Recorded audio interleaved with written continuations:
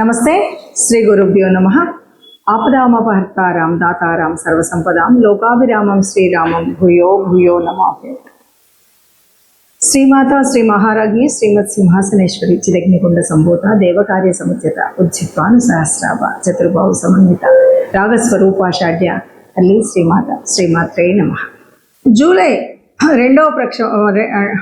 July మాసంలో రెండవ పక్షానికి 2026లో అసలు గ్రహస్థితి ఎలా ఉంది, ఈ గ్రహస్థితికి అనుగుణంగా ద్వాదశ రాశుల వరకు ఎలా ఉంటుందో చెప్పుకునే ముందుగా గ్రహస్థితిని చెప్పుకుందాం.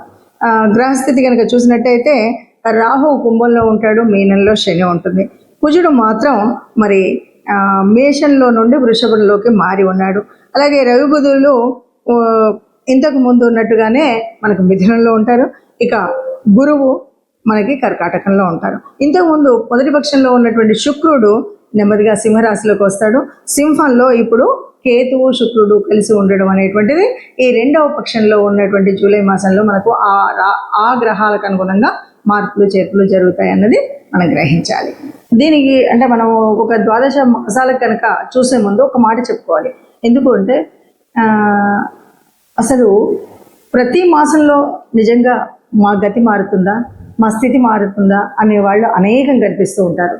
నిజంగా గతి స్థితి మారుతుందా అంటే ఇది దేని మీద ఆధారపడుతుంది అంటే గ్రహాల యొక్క గతులను బట్టి, గ్రహాల యొక్క యుతిని బట్టి, గ్రహాల యొక్క స్థితిని బట్టి, దృష్టిలను బట్టి మార్పు అనేది అయితే ఉంటుంది.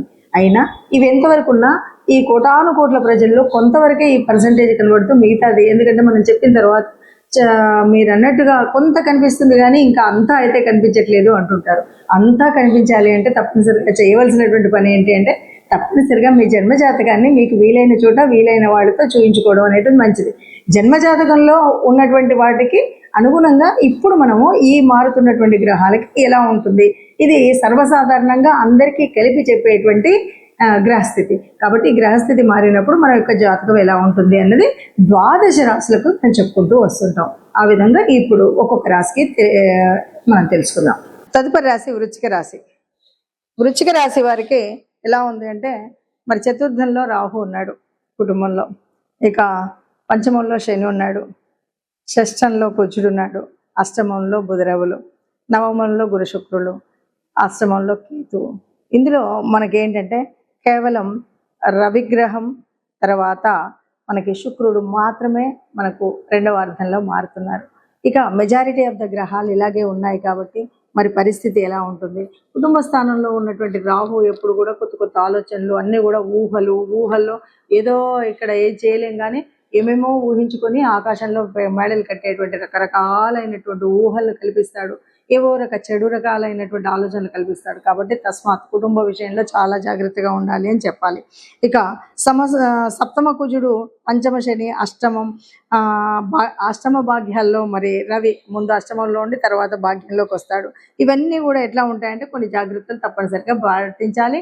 అలా పాటించినట్టయితే కష్టం వస్తుంది అని క్లియర్గా చెప్తున్నారు. కాబట్టి కుటుంబంలో ఎవరి తీరు వారిదిగా ఉండటమే మంచిది కాదు. అట్లాగే అనారోగ్యాన్ని తప్పనిసరిగా మీరు ఎదుర్కోవాల్సిన పరిస్థితి, ఎదురు చూడడం కాదు మీరు ఎదుర్కొనే పరిస్థితే కనిపిస్తుంది. కాబట్టి మీ విషయంలో వాకింగ్ చేస్తారా, యోగా చేస్తారా, ఏం చేస్తారు అనేది తప్పనిసరిగా చేయండి. లేదు అంటే లేనిపోయిన అనారోగ్యాలు తెచ్చుకోవడం, దానివల్ల ఆర్థికంగా కూడా ఇబ్బందులు తేవడం, మానసికంగా కూడా కుటుంబంలో ఒకరికొకరికి సమన్వయం లేకపోవడం వల్ల వచ్చే కష్టం వల్ల, ఒకరి మాట ఒకరికి నచ్చకపోవడం వల్ల వచ్చేటువంటి కష్టాలు ఎక్కువగా కనపడుతున్నాయి.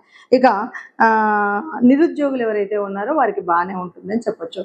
నిరుద్యోగులకి ఎంతో కొంత ఎక్కడో ఒక చోట చిన్నదో పెద్దదో ఉద్యోగం ఏర్పడేటువంటి అవకాశం ఉంటుంది, ఎక్కడో ఒక చోట ప్లేస్మెంట్స్ అయితే ఉంటాయి. అట్లాగే అధికారులతో, తోటి విద్యార్థులతో, లేకపోతే తోటి ఉద్యోగులతో మనం అంటే సహచరులు ఎవరైనా ఉన్నప్పుడు వాళ్ళతో మాట్లాడేటప్పుడు చాలా జాగ్రత్తగా ఉండాలి. లేనట్టయితే లేనిపోని కష్టాలు కొని తెచ్చుకున్నట్టే. మన వాళ్ళే కదా, మన ఫ్రెండ్సే కదా, మన మిత్రులే కదా, మన పిల్లలే కదా, మన చుట్టూ ఉండే వాళ్ళే కదా అనుకుని గబుక్కున నోరు దురుసుగా మాట్లాడినట్టయితే వీళ్ళు శత్రుత్వంలోకి కాదు పరమ శత్రువులుగా మారేటువంటి అవకాశం ఉంది. చాలా జాగ్రత్తగా ఉండాలి. మనం ఎవరితో మాట్లాడినా అనవసరంగా మాట్లాడకపోవడం మంచిది. మాట్లాడితే సౌమ్యంగా మాట్లాడడం, నవ్వుతూ మాట్లాడడం, మనం మాట్లాడేదాన్ని స్పష్టంగా మాట్లాడడం, లేనిపోని వెటకారాలు ఆడకుండా ఉండడం అనేటువంటిది చాలా చెప్పదగినటువంటి సూచనగా నేను ఇప్పుడు తెలియజేయడం అయితే జరుగుతుందండి. ఇప్పటి వరకు మీరు ఈ గ్రహస్థితిని చూశారు కాబట్టి ఈ గ్రహస్థితి మరి ఇలా ఉన్నప్పుడు ఎవరం కూడా కష్టాలను ఆశించం, ఎవరు కూడా కష్టాలు ఇష్టపడం. అయినా గ్రహస్థితి ఇలా ఉంది. ఎప్పటి నుండో అనుభవిస్తున్న కష్టాలు ఉన్నాయి, నష్టాలు ఉన్నాయి. అందరికీ ఆశాజనకంగా ఉండే విధంగా ఉండాలన్నదే ఉంది. కాబట్టి మనకు తప్పనిసరిగా కావాల్సినటువంటిది దైవానుకూలం, అలాగే గ్రహాల యొక్క అనుకూలత కావాలి. మనం ఏది ఏమన్నా గ్రహాల సంచారాన్ని బట్టి ఉంటుంది, కానీ మనకు అనుకూలించే విధంగా ఉండాలి అంటే మనం పుట్టినరోజు తెచ్చుకున్న ప్రారంభాన్ని బట్టే ఉంటుంది. పుట్టినప్పుడు మనం తెచ్చుకున్నటువంటి ప్రారంభం వల్ల కొన్ని యోగించేవి, కొన్ని యోగించేవి ఉంటాయి. అయినప్పటికీ ఇలాగ మనం ఏదైతే గోచారం చూస్తూ ఉన్నామో, గోచారంలో జరిగేటువంటి మార్పుల వల్ల కొంత ఉపశమనం పొందడానికి మాత్రం లాభం ఉంటుంది.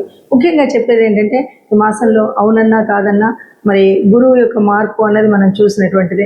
ఈ గురువు మార్పు వల్ల ఈ గురువు అనుకూలంగా ఉన్నవాళ్ళు, అనుకూలంగా లేని వాళ్ళు అన్నది కాకుండా ఒకటి మనం చేయాల్సింది ఏంటంటే, గురు గ్రహానికి మనం అంటే ఏదైనా ఒక గురు మంత్రాన్ని తీసుకొని ఈ మాసం అంతా కూడా తప్పనిసరిగా చేసుకోవాల్సినటువంటిది ఏంటంటే, గురు మంత్రాన్ని తీసుకొని అంటే ఏ గురువుకు సంబంధించినటువంటి మీకు సంబంధించినటువంటి దక్షిణామూర్తి అవ్వచ్చు, దత్తాత్రేయుల వారు అవ్వచ్చు, లేదా మీకు సంబంధించిన స్వయం గురువులు అవ్వచ్చు, లేదు ఇలా ఏ గురువుకు సంబంధించిన స్తోత్రం ఉన్నా ఆ స్తోత్రాన్ని మనం పాటించడం, లేదు నవగ్రహాల్లో ఉన్నటువంటి బృహస్పతికి సంబంధించినటువంటి శ్లోకం, ఇది నిత్య పారాయణంగా పెట్టుకున్నట్టయితే మనకు ఈ గోచారం వల్ల ఏదైనా చెడు జరిగేది ఉంటే మీకు గురువు ఆ చెడును జరగకుండా సర్వవేళలా కాపాడుతూ ఉంటాడు.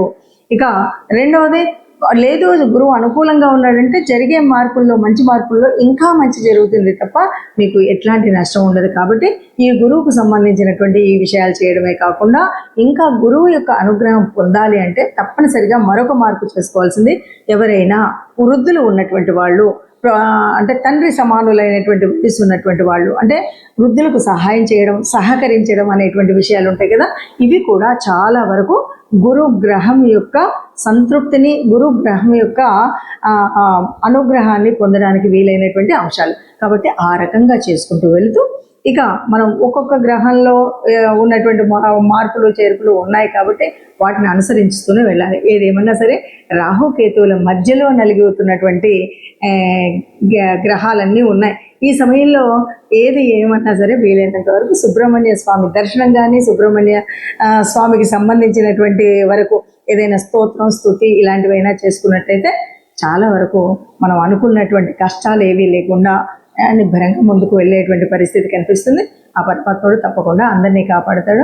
అందులో మనం నిత్యం ఇలాంటి చక్కటి పారాయణం కానీ లేదా ఆ సంబంధిత శ్లోకాలను కానీ చదువుకున్నట్టయితే ఒక సత్సంగత్యం వల్ల, ఆ దేవాలయం యొక్క పాజిటివ్ వైబ్స్ వల్ల తప్పకుండా మనకు మంచి జరుగుతుంది. మనం ఎప్పుడు ఏ మాసానికి ఆ మాసం చూసినప్పుడు కొన్నిసార్లు ఏమవుతుందంటే, ఆ మాసంలో మనకు అనుకూలించే విధంగా, అంటే గ్రహాల అనుకూలం ఎలా ఉన్నా కానీ మనకు ఆ మాసంలో వచ్చే కొన్ని పండగలు ఉంటాయి. ఆ పండగల యొక్క ఫలితాన్ని కూడా పొందేటువంటి అర్హత పొందాలి అంటే తప్పనిసరిగా దానికి సంబంధితమైనటువంటి పూజలు చేసుకోవడం వల్ల కూడా ఈ గ్రహాల యొక్క అననుకూలత ఏదైతే ఉందో దాన్ని మనం మాయ చేయొచ్చు. ఆ రకంగా కనుక మనం చూసినట్టయితే మనకి 16వ తారీఖు, జూలై 16వ తారీఖు మనకు జగన్నాథ రథయాత్ర ప్రారంభం అవుతుంది.